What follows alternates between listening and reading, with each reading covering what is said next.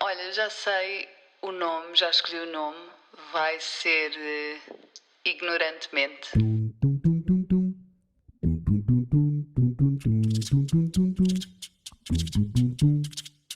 Hello, episódio número 2 de Ignorantemente. Hoje tenho comigo uma pessoa muito especial, uma mulher que não só é poderosa, como também empodera as outras mulheres. Uma verdadeira inspiração da libertação feminina. É psicóloga, sexóloga, entre tantas outras coisas, também já foi booker numa agência durante pelo menos 5 minutos e foi aí que nos conhecemos. Tenho comigo Tânia Graça. Bem-vinda! Obrigada, Madalena. Que apresentação tão boa. Gostaste? Eu disse 5 minutos porque eu e a Tânia, eu fui literalmente substituir a Tânia, só estivemos juntas uma semana, portanto foi mesmo assim super rápido que nos É conhecemos. verdade, é verdade. Mas foram os 5 minutos suficientes para nos trazer até aqui. Estás É a ver? verdade, É assim. olha, sem dúvida alguma. Hoje vamos falar sobre menstruação e sexualidade feminina sem tabus, que confesso, como talvez se calhar tantas outras mulheres, mas eu ainda por cima cresci com 2 irmãos mais velhos, é uma coisa que não estou muito habituada a fazer. Mas sabe bem, agora gosto, obviamente que agora já tenho evoluído e já tenho falado um bocadinho mais sobre isso, portanto estou super entusiasmada. Olha, Vamos lá, Madalena. vamos a isto. Sentes que cresceste com informação suficiente sobre estes temas, quer seja menstruação, quer seja sexualidade no geral e mais especificamente sexualidade feminina? Não, de todo. De todo, de todo, de todo. Aliás, eu sinto que a informação que eu fui obtendo ao longo da vida foi muito na escola. Por acaso lembro-me de ter tido uma professora de ciências no sexto ano, que é a altura, ou pelo menos era na altura, o momento em que tu davas estas matérias da sexualidade, nem tanto, mais do desenvolvimento do corpo e tudo mais. E essa professora foi incrível, nunca me esqueci dela, porque Ai, foi que mesmo bom! muito importante. Sim, e ela era muito, além de dar os conteúdos de uma forma super à vontade, também estava sempre muito aberta a que nós pudéssemos tirar dúvidas e tudo mais. Portanto, ela foi uma pessoa que eu tenho como um marco de aprendizagem sobre estas temáticas, e é engraçado como eu já na altura achava super interessante, ou seja, já estava aqui este bichinho de quem Exato. se iria interessar por estes temas no futuro. Mas em termos, por exemplo, familiares e tudo mais, não. A minha mãe, a minha tia, portanto as mulheres da minha família, que seriam quem mais facilmente falaria destes temas, foram pessoas criadas num contexto muito, pronto, de alguma forma repressor. Elas nasceram e viveram antes do 25 de Abril, em que estes temas ainda eram mais tabu do que são hoje em dia, Uhum. e não foram educadas dessa forma, e é difícil nós darmos aquilo que não temos ou que não tivemos, não é? E de Claro. facto não tive grandes informações nessa área. Eu acho que depois a vida e a escola, e depois eu também sempre fui interessada, fui-me informando sobre os temas e conversando com amigas, e foi assim que me fui informando sobre estas coisas, mas não foi no contexto familiar de todo. Aliás, quando eu comecei a falar destas coisas agora em público, eu meio que tive que preparar a minha família para isto, porque ninguém estava muito à espera, estás a ver? Mas tem sido um percurso muito interessante para mim e para elas que me ouvem também. Sim, e mesmo se calhar na altura, na minha altura tu também és só um bocadinho mais velha do que eu, mas na minha altura também não havia muita informação mesmo, sei lá, nas revistas, aquelas coisas que nós líamos, as revistas da Bravo e etc, quer seja Da artigos, Super Pop. exato, a Super Pop, não havia, não se falava sobre estas coisas, não é? E Não. Ou pelo portanto, menos não de uma forma muito aberta, era uma coisa exato. mais subliminar, tipo os namorados, ou seja, o sexo também muito sempre no contexto de relação fixa e não de uma coisa que podes ter em qualquer, sei lá, qualquer momento que tu queiras. Eu acho que era muito assim que aparecia a informação, pelo menos é a ideia que tenho, também já não me lembro muito bem, confesso-te. Uhum. Olha, a minha menstruação apareceu-me mais ou menos aos 11, 12 anos, portanto a idade normal, e Uhum. eu ainda hoje penso que todas as memórias que eu tenho de mais nova são, em relação à menstruação, são negativas. Eu lembro-me de no dia em que a menstruação me apareceu, eu estar a pensar, eu vi e pensei, não, não deve ser, fui chamar a minha mãe disse que era e eu pensei, oh meu Deus, depois o meu pai deu-me os parabéns e eu senti-me super envergonhada, mas parabéns porquê? Isto é horrível, é nojento. Eu fazia natação de competição e lembro-me de uma vez, estava a usar o tampão, não é? E tinha o fio para fora e houve uma rapariga que me chamou a atenção E eu lembro-me que fiquei tão envergonhada que eu a partir daí todas as vezes estava sempre a ter a certeza que não se via nada porque tinha imensa vergonha. Como é que nós podemos, como é que nós podemos mudar isto? Porque eu gostava muito de agora quando tivesse filhos pudesse passar o máximo de informação possível para que isto não lhes acontecesse, porque é mesmo desgastante uma rapariga tão nova estar a pensar no seu corpo e na menstruação, que é uma coisa natural, não é? Como uma coisa nojenta e eu sou horrível e estas coisas todas, não é? Sim, e o pânico que nós temos de sujar as calças, não é? Exato. Portanto, quem faz natação quer fazer desportos mais, mas o pânico, eu de certeza que deve ter acontecido a toda a gente. A mim, eu lembro-me de me acontecer numa visita de estudo, em que lá está, estava há imenso tempo sentada no autocarro e não sei o quê, e acabou por passar para as calças, e o pânico agora, tenho que pôr o casaco à cintura, porque se alguém vê, e a pedir a uma amiga minha para andar sempre atrás de mim quando eu subia as escadas, para que não se visse, estás a ver, o drama. Eu acho que é assim, quando nós somos adolescentes, existe logo aí uma certa vergonha com algumas questões de desenvolvimento do corpo. Ou seja, muitas vezes quando começam-nos a crescer, por exemplo, as mamas, não queremos que se veja, e quando se começa a falar de namorados ou namoradas, não se quer falar sobre isso. Nós temos não são todos os adolescentes e raparigas adolescentes, mas acontece muito esta vergonha com tudo o que envolve estarmos a passar para a vida adulta. Eu tenho essa sensação. Mas isso também é muito potenciado pelo tabu que nos é incutido à nossa volta. E tu até tiveste aqui uma recepção muito calorosa da tua família, devo-te dizer. Sim, é verdade. Isso aí eu não tenho razão de queixa. O que ajuda. Sim, eu não tenho razão de queixa. Obviamente que há coisas que se calhar depois não falávamos, mas assim, uma primeira, tipo, à partida, é verdade, sim, não foi uma boa recepção. Exato. Exato. Mas eu acho que aquilo que se pode fazer é um bocadinho o que eu penso que se está a fazer neste momento, que é falar destes temas com a maior naturalidade possível, mostrar conteúdos digitais, programas, séries, documentários que falem sobre isto, para que seja realmente uma coisa natural. E quem diz o período diz qualquer outro tipo de fluido, diz o sexo, diz a masturbação, porque tudo isto está aqui envolto num manto de segredo e não é para ninguém saber, e ninguém pode saber, e isto é nojento, e isto é feio. Há aqui também um peso da religião em todas estas temáticas e no esconder destas temáticas todas, no esconder aquilo que nos é natural, sabes? E o período é uma dessas coisas, e encarar, eu acho que podemos contar muito a história do que é a menstruação de uma forma muito positiva. Eu quando estava na Índia, fiz um workshop para as mulheres com quem trabalhei, fiz um sobre menstruação, e eu expliquei, elas não sabiam o que era, ou melhor, elas sabiam que saía aquele sangue todos os meses, mas não sabiam de onde é que ele vinha, porque é que ele acontecia. E eu contei uma história do género que o nosso corpo, todos os meses, se prepara uma casa para receber um bebê. Todos os meses prepara a casa, fica tudo bonitinho, tudo aconchegadinho para receber um bebê. Mas como muitas vezes, a maioria das vezes, não chega bebê nenhum, não chega visita nenhuma, ao fim do mês o corpo limpa a casa novamente para voltar a prepará-la para no mês a seguir poder voltar a receber a visita. Ou seja, eu acho que contar a história de uma forma, depois claro pode-se dar os termos técnicos, mas contar metaforicamente ajuda também a que nós integremos que bom que o meu corpo faz isto, que incrível que é eu ser cíclica e todos os meses isto acontecer dentro de mim. Isto é um superpoder mesmo. Só que por vezes não é fácil enquadrar logo que há um líquido que sai de mim, que é um líquido que tem sangue e que tem outras coisas e que é, sabes, mas contar uma história à volta disto para depois então dar os termos técnicos, eu acho que pode ser uma excelente forma, para além de falar sem tabus sobre as coisas, é muito importante mesmo.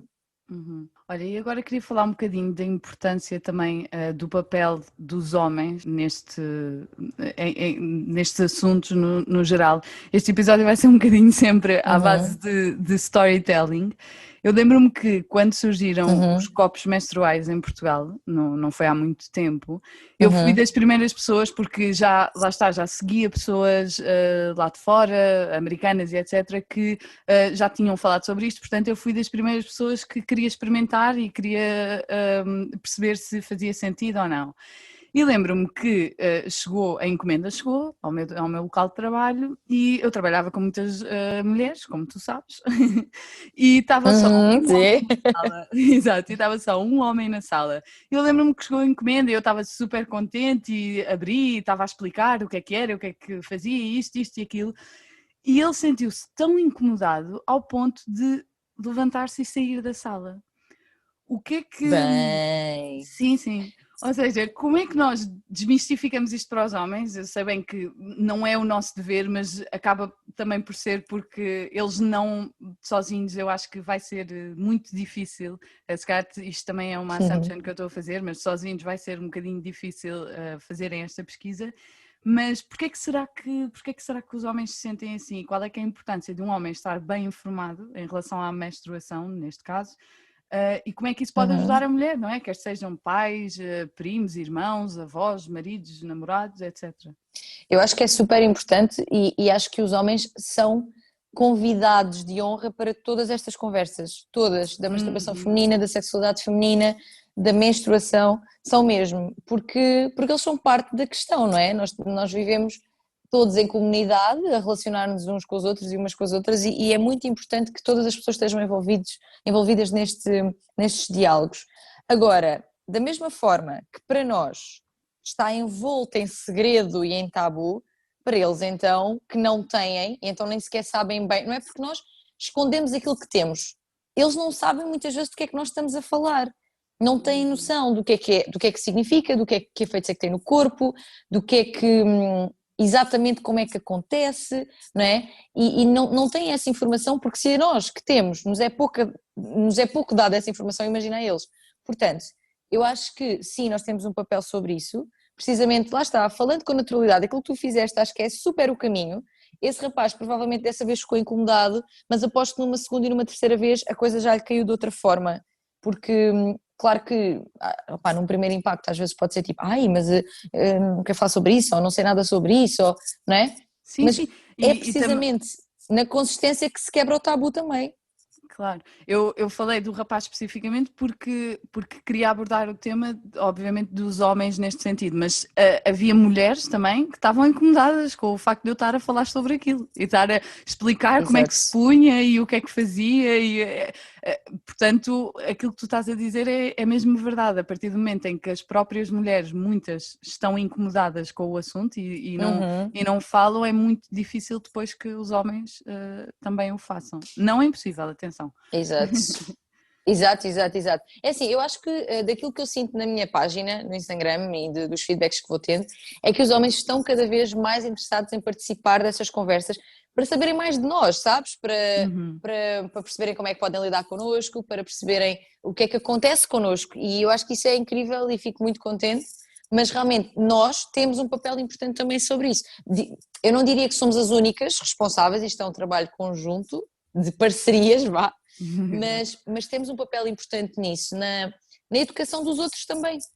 A mulher sempre foi, eu acho que nós temos um papel educador muito importante do mundo, nós somos as geradoras de vida e somos também as geradoras de muita coisa e de conhecimento, sabes? E se isto acontece no nosso corpo e pessoas que não têm o nosso corpo não sabem como é que funciona, pois então nós podemos partilhar isso. Portanto, ainda bem que o fizeste, Madalena, e que toda a gente continua a fazê-lo, mesmo. Claro. Olha, mudando aqui um bocadinho de tema, qual é que achas que é o significado que tem para uma mulher perder a virgindade? Já partindo do pressuposto errado, porque a própria expressão diz Se perder. perde. Exato, como se fosse uma coisa negativa. Exato, exatamente. Olha, eu acho que isso é uma questão muito interessante, porque o que é perder a virgindade, em primeiro lugar? Porque é assim, vamos imaginar um casal homossexual ou um casal de lésbicas que se relacionam sexualmente e que nunca tiveram uma relação com penetração com, portanto, mulher, homem, pênis, vagina. Isto significa o quê? Que estas pessoas são virgens a vida toda? Eu não acho. Para mim, o conceito de virgindade não tem a ver com o ímã, não é? O ímã, que é aquela película que está à porta da vagina e que se associa muito à perda da virgindade à quebra desse ímã. Eu acho que não. Eu acho que para já não é a perda de nada, é o ganho de alguma coisa, se tudo correr pelo melhor, que é isso que se espera, não é? De uma primeira experiência sexual, é o ganho dessa primeira experiência, e essa primeira experiência nada tem a ver com o ímã, tem a ver com uma primeira experiência sexual significativa. Portanto, esse é o meu conceito de virgindade, se quisermos colocar dessa forma. É algo a que nós, pronto, eu sou virgem até iniciar a minha vida sexual. Assim como nós às vezes falamos de virgindade noutras coisas. Quando eu falo às vezes das ilhas, que também já lá vivi, né, nos Açores, eu digo muitas vezes que a ilha mais virgem é a Ilha das Flores, porque é a ilha menos tocada, digamos assim, menos explorada, com menos mão humana, não é? Portanto, Exato. eu acho que virgindade tem a ver com isto, de ainda não ter sido explorado. Portanto, quando eu inicio as minhas experiências sexuais, eu deixo de ser virgem porque eu passei a explorar essa área da minha vida, não necessariamente através de uma penetração vagina-pénis. Portanto, isto é eu sei que isto é polémico, há muitas pessoas que não concordam com isto, mas esta é a minha opinião sobre virgindade. E não é uma perda, é um ganho exploratório.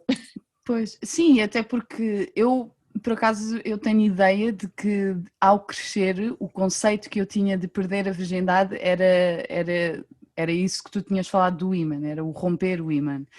Mas entretanto, lembro-me também de depois descobrir que era uma coisa que não era tão preto no branco, até porque há raparigas que às vezes pode acontecer romperem o ímã antes sequer de terem qualquer relação sexual, e pode acontecer também depois de terem relações o ímã não romper.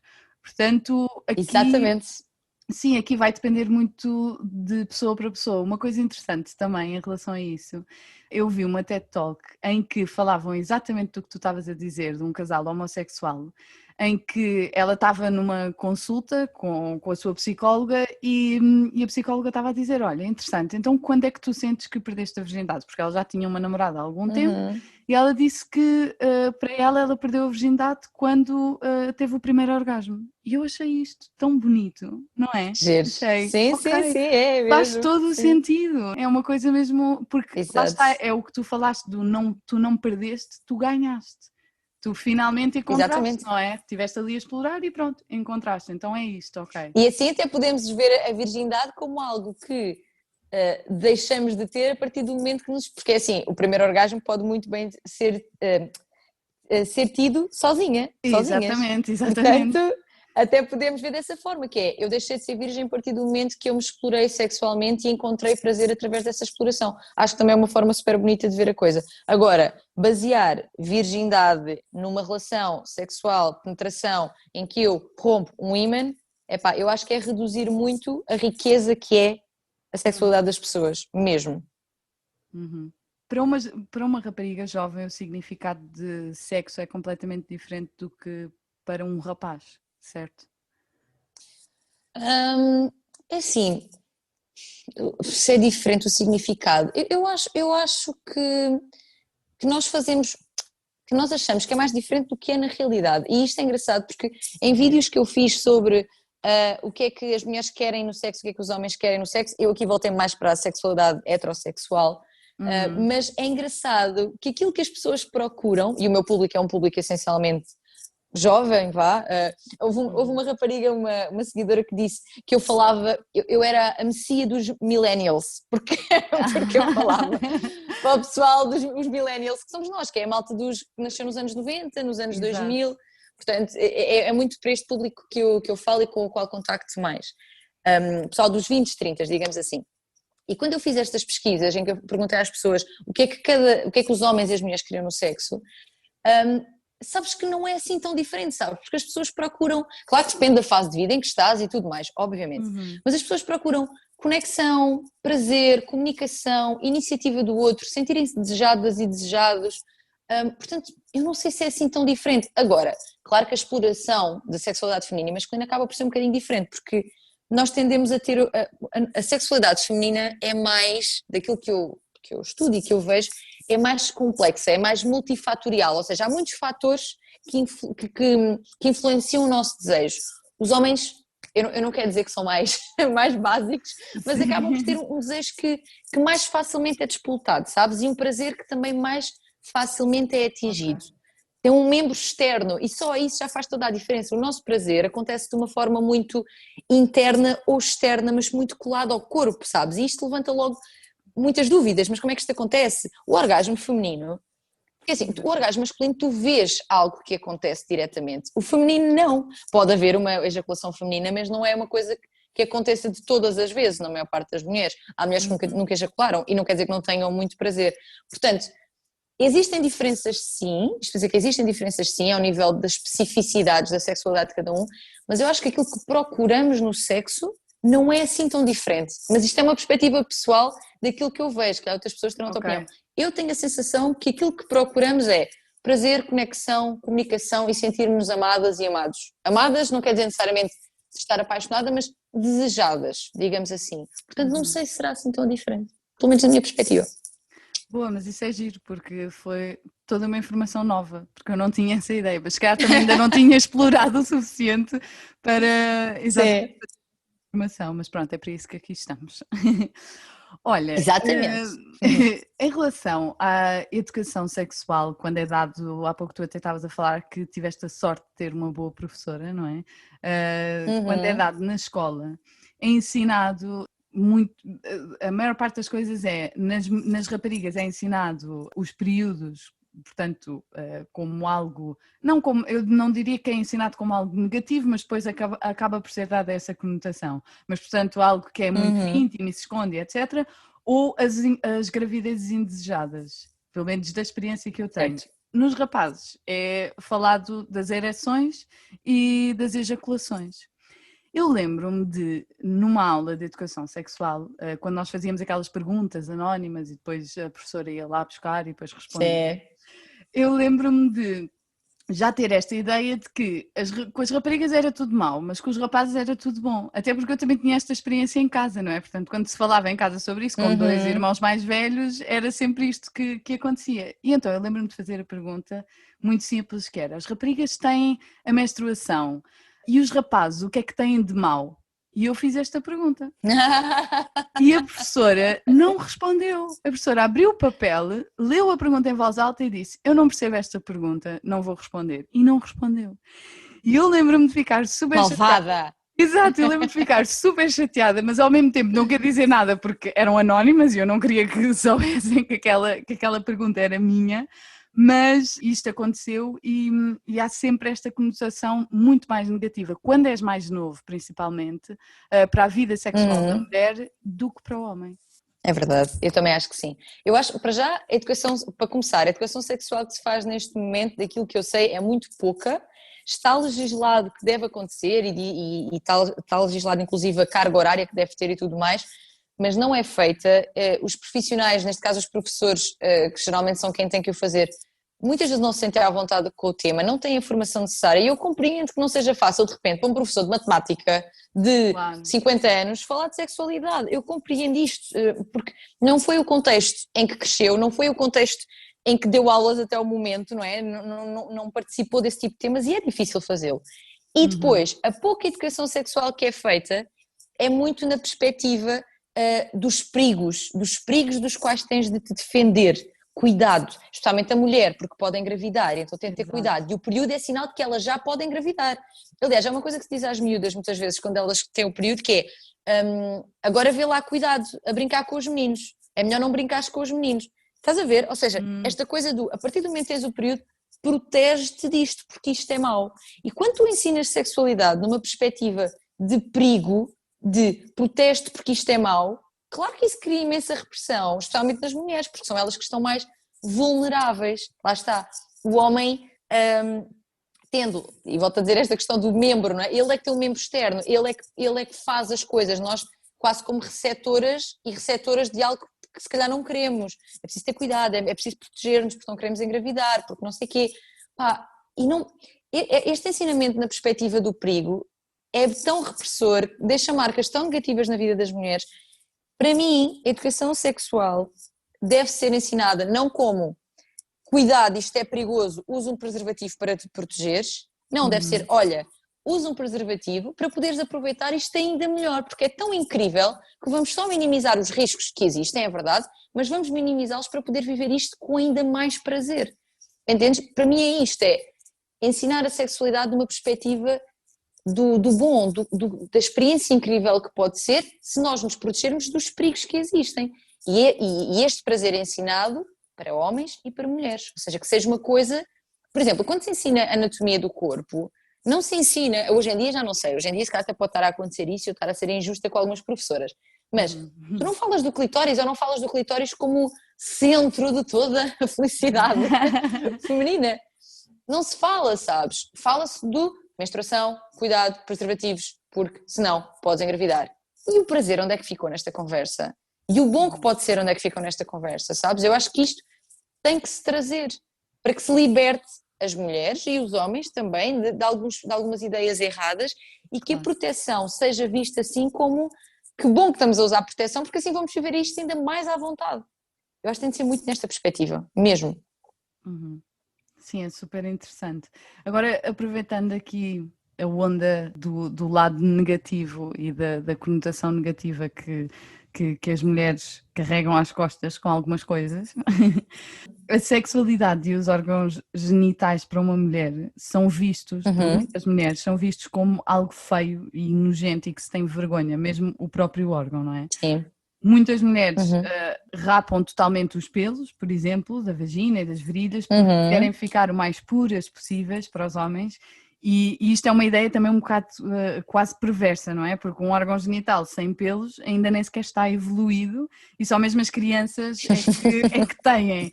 E esta pressão nunca é imposta aos homens. E mesmo que muitas mulheres digam que esteticamente é mais bonito, ninguém precisa de rapar os pelos na totalidade, até porque é uma proteção que nós temos. Já diz. Não, ia dizer que isso que estás a dizer é muito comum, esta ideia de querermos parecer meninas. Eu acho que as mulheres têm esta pressão para não envelhecer, sabes? Nós queremos não crescer quase, queremos crescer, queremos ser adultas e mulheres e tudo mais, mas existe aqui, é engraçado essa ideia de queremos ser meninas sempre, porque existe um encantamento pela juventude, isso é verdade. Sim. Queremos ser bonecas, no fundo, que era também aquilo que eu ia dizer agora, que há cirurgias que se fazem para cortar os lábios vaginais, que têm sido cada vez mais procuradas, e o nickname desta cirurgia é assustador, chama-se Barbie. Ou seja, quando fazes uma cirurgia... Ai, que horror! Isso não sabia? É verdade. Quando fazes uma cirurgia para deixar os teus lábios vaginais igual a uma boneca de plástico, que não tem órgãos genitais, não é? Está tudo explicado.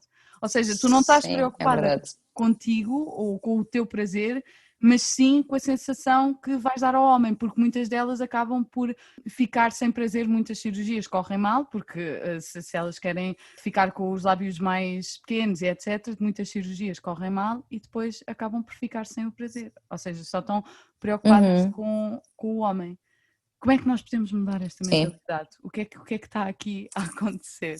A acontecer, não é? Olha, é assim, essa operação tem crescido de facto, é a labioplastia, portanto exatamente, é uma redução de lábios, ela tem aumentado muitíssimo, eu há pouco tempo referi os números, não quero dizer nenhuma asneira, mas a Associação Mundial de Cirurgia Plástica disse em 2015 que tinha havido um aumento, eu agora não me recordo exatamente, mas de 60%, tinha sido assim uma coisa muito grande.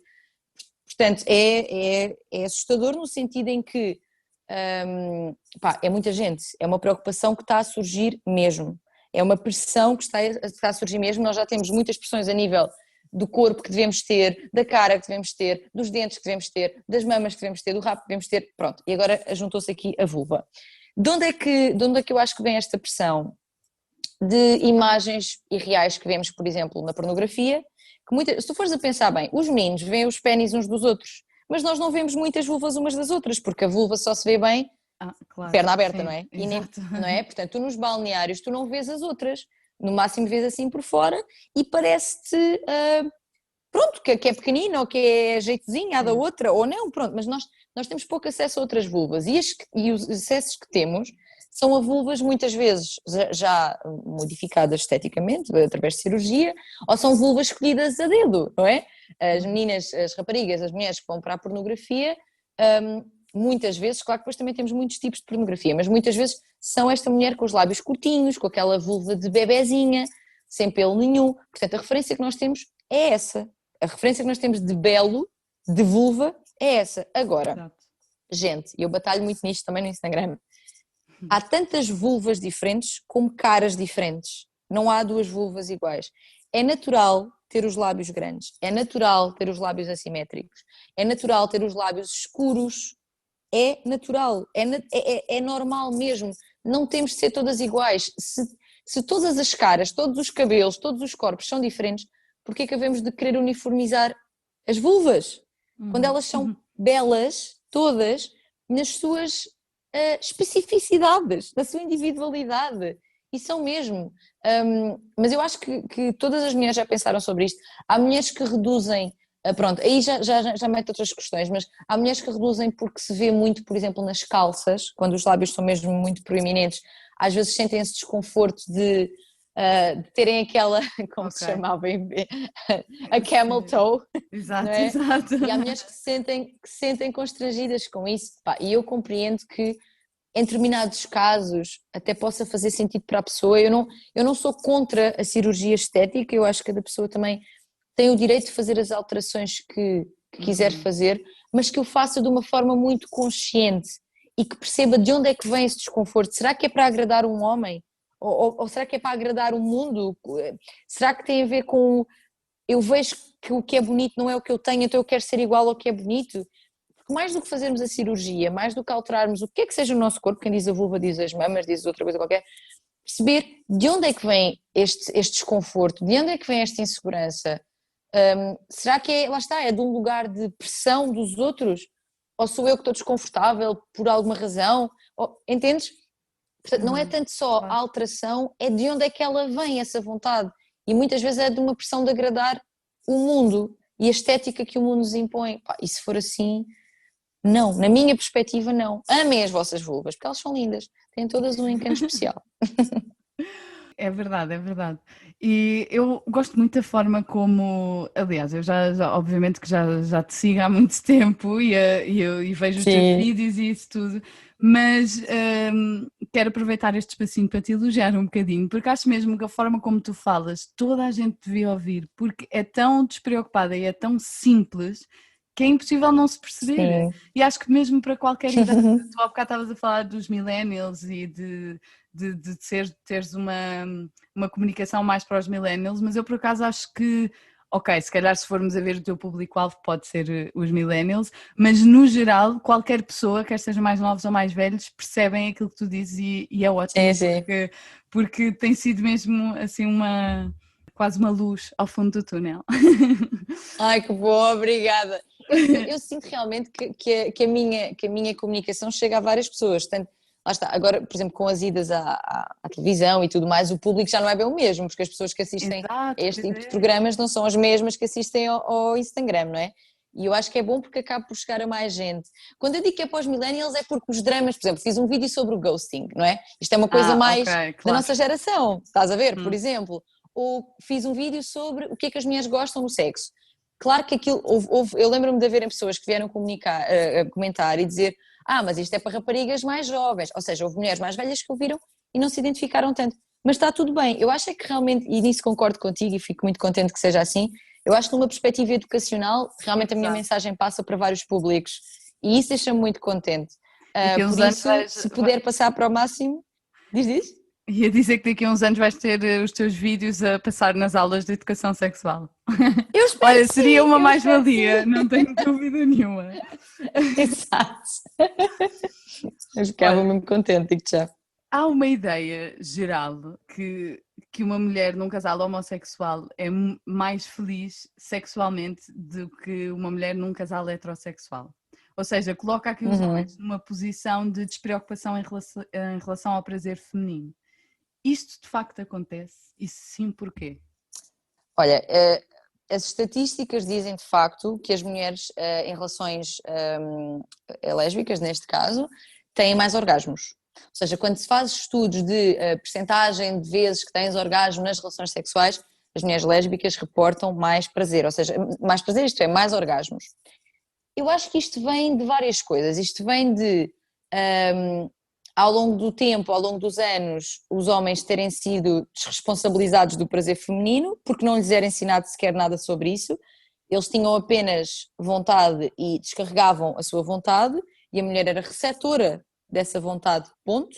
E isto não foi assim até assim há tanto tempo. Portanto, eles não tinham esta educação para o prazer feminino, e nem nós não sabíamos que podíamos tê-lo. Claro que estou a generalizar, de certeza que houve mulheres que curtiram bem a vida delas mesmo há muitos anos atrás, mas por norma, não é? Assim, de uma forma geral, não havia aqui sequer a ideia do homem dar prazer à mulher, sabes? Ou da própria mulher ter prazer, ponto. Estás a ver? Não havia. A mulher foi considerada durante muito tempo incapaz até do sentir, ou a determinada altura sendo só capaz de sentir através da penetração. Quando nós sabemos que o principal foco de prazer, a principal fonte de prazer é o clitóris, que está externo, não é? Quer dizer, ele tem uma estrutura interna também, mas as 8.000 terminações nervosas estão do lado de fora. Portanto, se passaram a vida a pensar que com penetração é que lá chegávamos, não lá chegávamos, muitas de nós, certo? Portanto, exato. Ou seja, tudo isto levou a que até hoje ainda haja muito desconhecimento sobre o prazer feminino em relação, portanto, os homens com esse desconhecimento e nós próprios com esse desconhecimento não sabendo orientá-los, não é? Algum constrangimento também, eu acho que uma mulher quando está com um homem tem mais amarras, tem mais receio de se soltar, de parecer uma oferecida, de parecer uma... Não é de mas onde foste aprender isso? Não é? Esta repressão que existe ainda, que é filha do patriarcado, não é? Quando se juntam duas mulheres, é diferente. Para já, porque duas mulheres à partida que estão juntas já quebraram aqui muitos tabus, porque já estão a fazer algo que, à partida, a sociedade já vê como ui, não é? Exato. Elas já estão, de algum modo, já são pessoas que estão mais à vontade com aquilo que são, não é? Ou pelo menos vão desconstruindo isso ao longo da descoberta da sua orientação sexual. E já estão mais à vontade, provavelmente estão mais à vontade para explorar o corpo uma da outra também, não estão focadas em penetração, porque não havendo um pénis, claro que pode haver penetração de outras formas, mas não é esse o foco. Há muito sexo oral, há muita masturbação, há muita masturbação com dedos, há muita exploração de outras áreas do corpo, que muitas vezes os homens, e nós próprios numa relação com homens, esquecemos que estamos focadas na penetração. Ora, a partir do momento que uma relação lésbica desfoca da penetração, explora tudo o resto, que é muito, que é mais até. Portanto, eu acho que pode vir muito daí, sabes? Vem muito desta libertação que as mulheres podem ter, não é? Uma com a outra, e com esta exploração muito mais ampla do que é o nosso corpo, porque ele está cheio de potencial orgásmico que não está só dentro da vagina, está fora, está no corpo todo, sabes? Eu acho que pode vir muito daí. Portanto, temos muito a aprender não só com as lésbicas, mas com as mulheres que começam a libertar-se e a saber mais sobre o seu corpo. Exatamente. Acho que, sim, acho que também muitas vezes, agora pegando nisso que disseste, as mulheres, mesmo entre amigas, pouco falam sobre estas coisas, pelo menos da minha experiência, falamos muito pouco sobre isto, enquanto que os homens também não têm experiência, mas têm a ideia que se calhar falam mais abertamente e estão mais à vontade. Exato, não têm tantos tabus e pronto, porque também se aprende com as outras pessoas, que há coisas que tu não precisas de fazer por experiência e aprendes por outras, não é? Sem dúvida. Eu acho que uma coisa que me dizem muito e que me deixa tipo pensar, tipo, ok, já posso morrer feliz, é quando raparigas me dizem: olha, nós vemos os teus vídeos e depois comentamos todas entre nós o que é que tu falaste, o que é que tu disseste. Exato, e isso gera uma comunicação em que de repente, tipo, imagina, uma rapariga que nunca teve um orgasmo ou só tem de uma determinada forma e depois fala com a outra e ela diz: eu também, ou mesmo não seja essa, tipo, mas eu também só consigo de determinada forma. Tu de repente percebes que, ok, os nossos dramas, entre aspas, que eu estou aqui a fazer aspas com os dedos, mas ninguém vê, os nossos dramas são comuns, podem não ser iguais, mas são comuns, e quando se abre essa conversa é tão útil, é tão libertador, e é das coisas que me deixa mais feliz, é que eu possa gerar essas conversas entre as pessoas, sabes? O facto de elas me ouvirem, exatamente, e isso deixa-me tão feliz, a sério, porque é muito importante essa comunicação, é nessa comunicação que se quebra o tabu e que nos libertamos, eu acho. Olha, neste teu percurso de empoderamento feminino, há alguma coisa que no momento te tenha parecido mal ou um falhanço e hoje olhando para trás ficas satisfeita por ter acontecido? Isto Falhanço. passando mais o lado da vulnerabilidade, porque se há muitas pessoas que vão ouvir isto e que, como tu falas tão bem, como tens tanto conhecimento de causa, as pessoas para chegar pensam, mas para ela é fácil porque, pronto, ela já é assim, não sei o quê, agora como é que eu vou fazer as coisas? Ou tenho medo de explorar, ou tenho medo de falar, tenho medo... Neste sentido, há alguma coisa que há uns tempos atrás tu nem sempre foste assim, não é? Tiveste que ir fazendo o teu caminho. Sim, não fui, claro que não. Exato. Sempre fui muito soltinha com este tema e muito curiosa sobre o amor e sobre as relações e sobre a sexualidade, de como é que as pessoas vivem, o que é que as motiva, sabes, nestas áreas, mas claro que não fui sempre assim, não, de todos. Assim um falhanço, deixa-me cá ver. Por exemplo, eu acho que. Meu Deus, já vou dizer isto.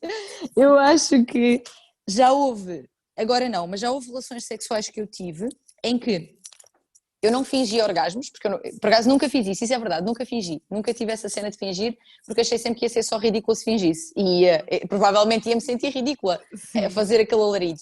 Mas eu tenho a consciência que houve relações que eu tive, envolvimentos sexuais que eu tive, em que não estando a ser incrível, eu meio que estava a fazer que era mais incrível do que estava a ser, estás a ver? Ok.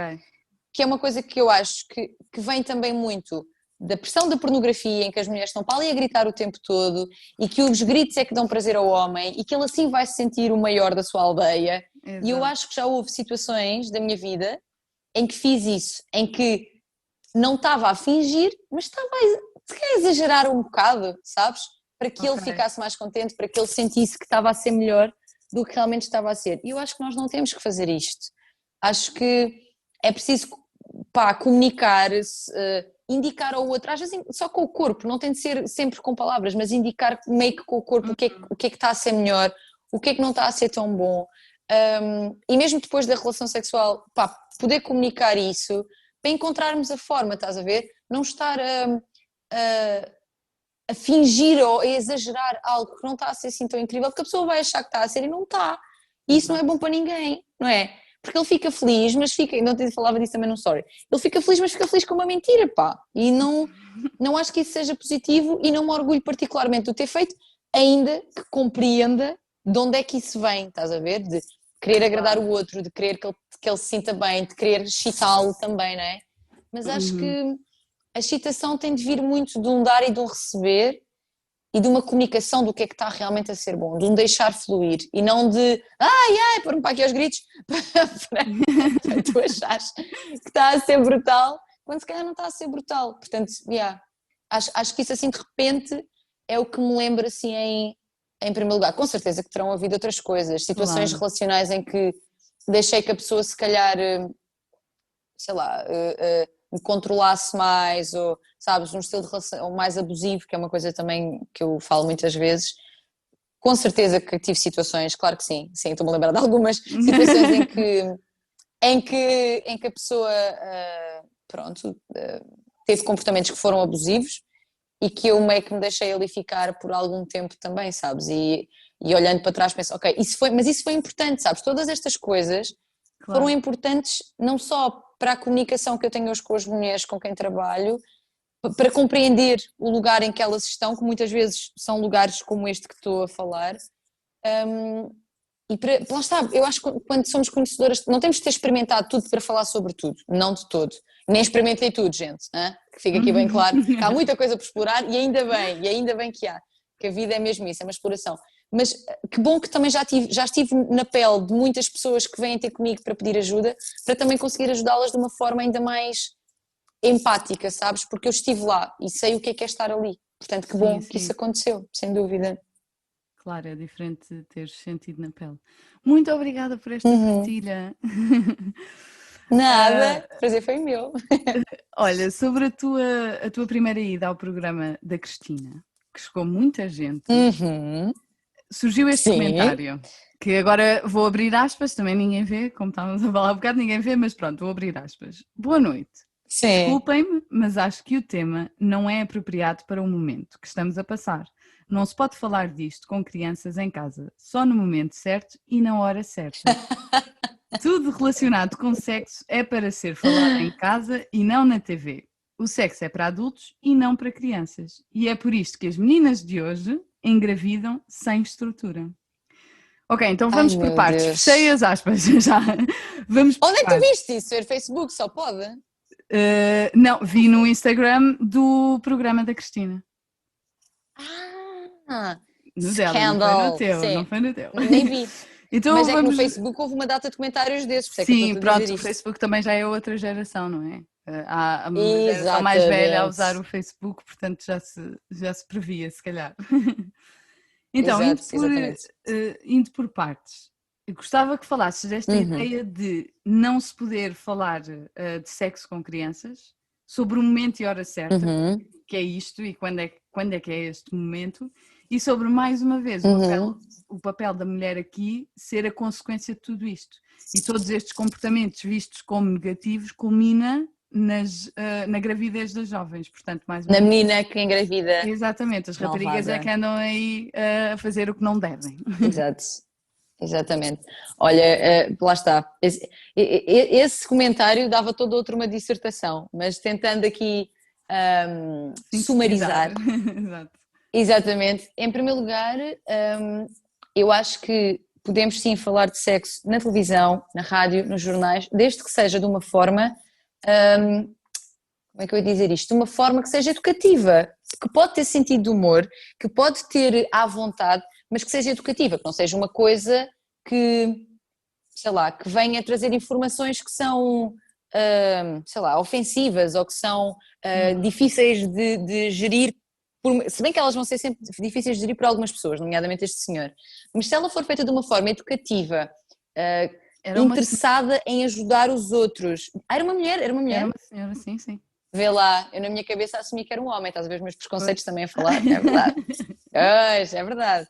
Portanto, eu acho que pode e deve, porque a televisão a televisão, as redes e tudo mais, são um local a que todas as pessoas têm acesso, pessoas de todas as faixas etárias e, portanto, é um meio privilegiado de passagem de informação, sem dúvida, especialmente a pessoas que não têm esse tipo de informação em casa, porque esta senhora está a dizer que em casa é que se deve falar tudo bem. Claro que é super importante que em casa se fale, porque aquilo que eu faço na televisão ou aquilo que qualquer pessoa que fala de sexualidade na televisão ou no Instagram nunca é o equivalente a uns pais terem uma conversa com uma filha ou com um filho. Não se pretende substituir, mas pretende se calhar estimular essa à vontade e trazer informação que muitas vezes esses pais não trazem, entendes? Portanto, eu acho que é eu diria que não só se deve, não só se pode, como se deve falar destas coisas, desde que de uma forma consciente e educativa, deve-se sim falar nestes contextos que chegam a toda a gente. Eu acho que sim.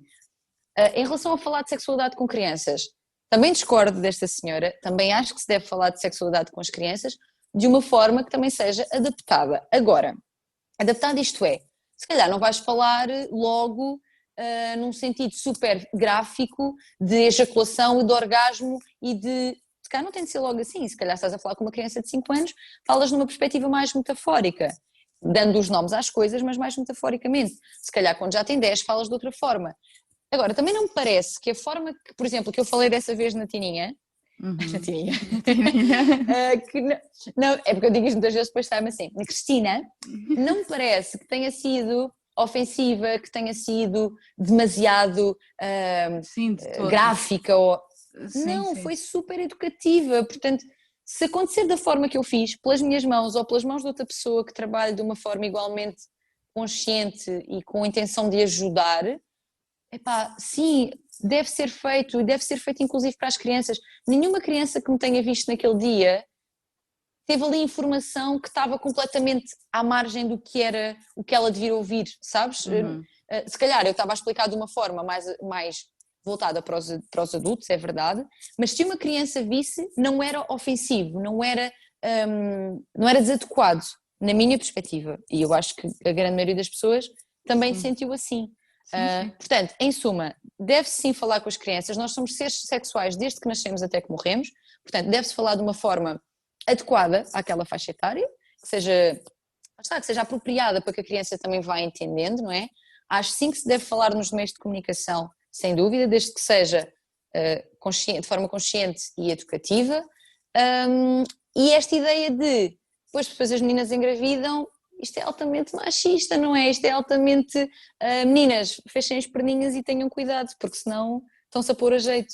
Exato. E isto, a opinião desta senhora diz muito mais de quem ela é e daquilo que lhe foi ensinado do que propriamente daquilo que eu estava ali a fazer ou daquilo que qualquer pessoa que ensine sexualidade está a fazer, sabes?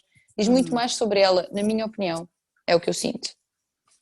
Sim, e o facto de aquilo que estavas a dizer é mesmo verdade, a forma como tu falaste não houve nada ali chocante, ou seja, foi muito educativo e o facto de haver pessoas que ficaram ofendidas ou que acharam que já era informação a mais, mostra que ainda há muito trabalho a fazer. É exatamente isso que mostra. Exatamente. Sem dúvida, isso foi o que eu disse logo na altura, tipo, pessoal, se ainda há pessoas a ficarem tão ofendidas com este tipo de conteúdo que foi passado de uma forma tão tranquila, tão chill, porque foi, por muito que, sim, é um programa da manhã, sim, é um público mais velho, sim, eu tinha consciência disto quando lá fui, não é? Mas foi passado de uma forma tão tranquila que se há tanta gente a ficar ainda ofendida, ou não é tanta gente, mas a ficar tão ofendida, algumas pessoas, então é porque há realmente ainda muito trabalho por fazer. E é por isso que eu cá estou. Vão ter que me ouvir muito. Vão ter que levar muito comigo. Me aguardem este mês. Boa, é isso mesmo. Tânia, muito obrigada pela conversa. Hoje Obrigada, ficamos por aqui. Quem sabe voltamos a falar, porque isto ainda havia aqui muitos temas que podíamos pegar. Adorei ter-te aqui comigo e ficamos por aqui. Muito obrigada. Obrigada, Madalena, pelo teu convite e acho que é incrível também o projeto que estás a fazer agora. Acho que mais gente devia ouvir isto, não só o meu, mas o anterior, o que já fizeste, também com a It's Nuna. Exato. Portanto, muito contente por este projeto teu e se outra vez se proporcionar, cá virei. Vamos Obrigada. a isso. Obrigada, beijinho. Beijinho. Entretanto, estou a gravar isto um dia depois de ter gravado o episódio com a Tânia, porque esqueci-me de dizer que tens uma bio carregadinha de informação extra sobre este tema, por isso vai explorar à vontade. Um beijinho e até para a semana.